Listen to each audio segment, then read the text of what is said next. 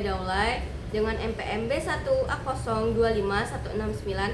Aku berasal dari kelas C semester 1, Prodi S1 Hukum, Fakultas Hukum, dengan tugas UAS Sosiologi Hukum dengan dosen pengampu Pak Andre SHMH.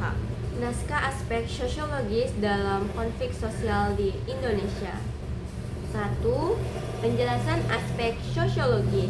Aspek sosiologis dalam konflik sosial berarti cara pandang yang melihat konflik sebagai fenomena yang terjadi karena struktur dan hubungan sosial di masyarakat. Misalnya, perbedaan budaya, agama, ekonomi, atau ketidakadilan sosial yang membuat kelompok masyarakat saling bertentangan. 2. Penjelasan mengenai topik yang diambil. Topik yang diambil yaitu konflik sosial di Indonesia dan bagaimana aspek sosiologisnya terlihat. Dalam konteks Indonesia, konflik sosial sering bersifat horizontal antar kelompok masyarakat dan dipengaruhi oleh 1. Perbedaan etnis dan agama, misalnya bentrok berdasarkan sara atau kepercayaan. 2. Ketidakadilan ekonomi dan sosial, seperti akses pekerjaan atau lahan. 3. Perubahan sosial yang cepat seperti urbanisasi dan perkembangan teknologi yang kadang mempercepat penyebaran berita dan memicu ketegangan. Dari sudut pandang sosiologis, konflik bukan hanya tentang perkelahian, tapi dampaknya terhadap struktur sosial, yaitu kerusakan jaringan sosial, munculnya stereotip, dan perubahan hubungan antar kelompok yang mempengaruhi kehidupan sehari-hari. 3. Kaitkan dengan kasus. Berikut adalah beberapa kasus konflik sosial di Indonesia yang dikaitkan dengan aspek sosiologis. 1. Konflik Maluku dan Maluku Utara pada tahun 1999 sampai 2002. Konflik antar kelompok Kristen dan Muslim dengan ratusan ribu warga yang mengungsi dan ribuan korban jiwa. Penyebab berkaitan dengan ketegangan agama dan sosial yang sudah lama dipendam serta persaingan ekonomi dan kekuasaan lokal.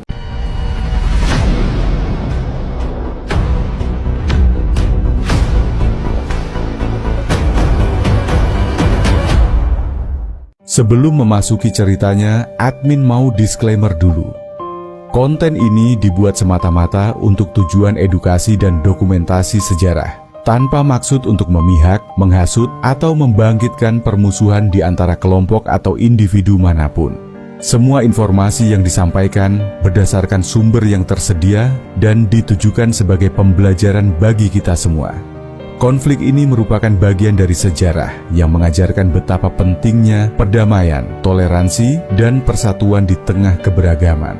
Kami mengajak semua pihak untuk menyikapi video ini dengan bijak, menghindari ujaran kebencian. Kedua, kerusuhan Mei 1998. Kerusuhan besar di Jakarta dan kota lain yang diawali oleh keresahan terhadap pemerintahan dan ekonomi yang memburuk, ketidakpuasan terhadap struktur sosial dan ekonomi, kesenjangan harga naik, krisis politik, serta memicu konflik besar. Tahun 1998 menjadi babak kelam dalam sejarah modern Indonesia, sebuah periode gejolak sosial, politik, dan ekonomi yang mencapai puncaknya dalam tragedi yang mengguncang bangsa. Apa yang sebenarnya terjadi di balik peristiwa mengerikan itu? Mengapa Jakarta dan kota-kota lain di Indonesia tiba-tiba membara? Mari kita telusuri kembali luka lama reformasi ini. Pemicu utama tragedi 1998 adalah krisis ekonomi Asia yang melanda Indonesia pada pertengahan tahun 1997. Nilai rupiah anjlok drastis, inflasi meroket, dan banyak perusahaan gulung tikar. Daya beli masyarakat menurun drastis, dan kemiskinan meluas. Kondisi ekonomi yang sulit ini menciptakan ketidakpuasan dan kemarahan di tengah masyarakat terhadap pemerintah Orde Baru yang dipimpin oleh Presiden Soeharto. Di tengah krisis ekonomi, mahasiswa menjadi garda terdepan dalam menyuarakan aspirasi perubahan. Mereka turun ke jalan menuntut reformasi total, termasuk mengakhiri praktik korupsi, kolusi, dan nepotisme (KKN) yang merajalela, serta meminta Presiden Soeharto untuk mundur setelah 32 tahun berkuasa. Gelombang protes ini semakin intens dan meluas di berbagai kota di Indonesia. Puncak dari ketegangan terjadi pada tanggal 12 Mei tahun 1998, ketika aparat keamanan menembaki mahasiswa yang berdemonstrasi di Universitas Trisakti, Jakarta. 4 mahasiswa gugur dalam peristiwa tragis ini. Penembakan ini memicu kemarahan yang lebih besar di kalangan mahasiswa dan masyarakat luas, dan menjadi titik balik yang memicu kerusuhan yang lebih dahsyat. Setelah tragedi Trisakti, situasi di Jakarta dan beberapa kota lain meledak. Kerusuhan massal terjadi selama beberapa hari, diwarnai dengan penjarahan, pembakaran, dan kekerasan.